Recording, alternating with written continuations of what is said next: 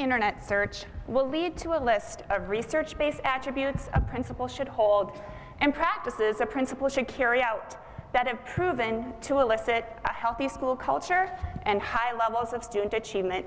In fact, many of us in this room can recite the list.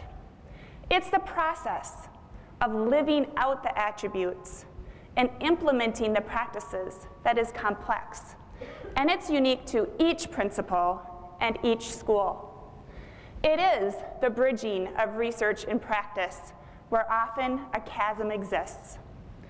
An imperative early step in the implementation journey is for school leaders to gain self-awareness so that they can identify a starting point and know when to lead and when to learn along the way.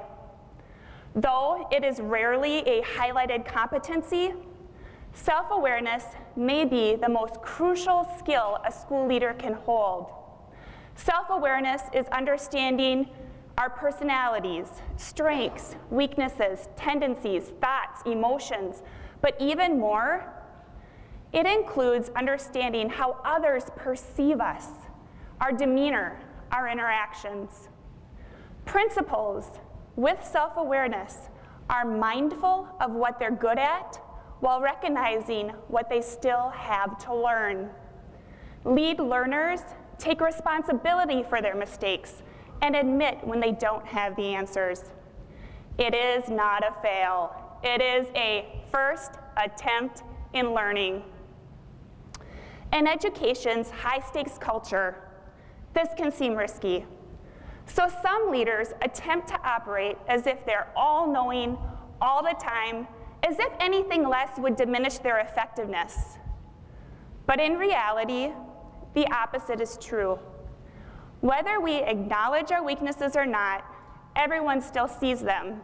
So the leader who tries to hide growth areas actually kind of highlights them and creates a perception of a lack of integrity and a lack of trust. When principals can identify their strengths and growth areas, they're saying that in our school, it's expected that one person doesn't have all the answers. It's okay to make mistakes, and it's encouraged to ask for help.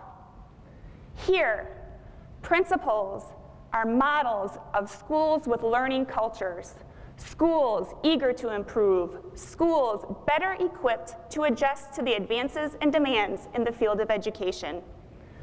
One of the simplest ways to gain self-awareness is through introspection. It can be as easy as taking time each day to reflect on the day's events.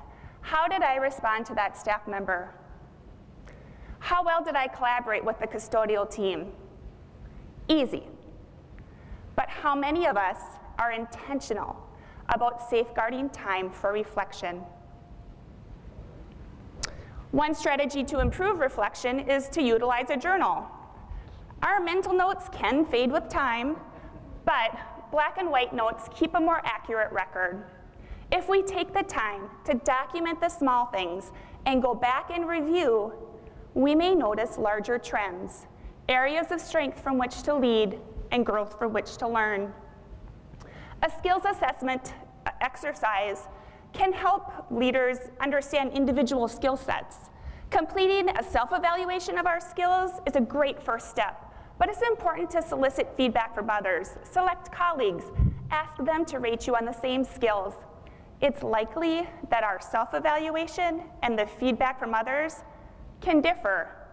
The objective of comparing the two is that it gives us insights into how self-aware we are. A very comprehensive and trending evaluation is a 360-degree feedback.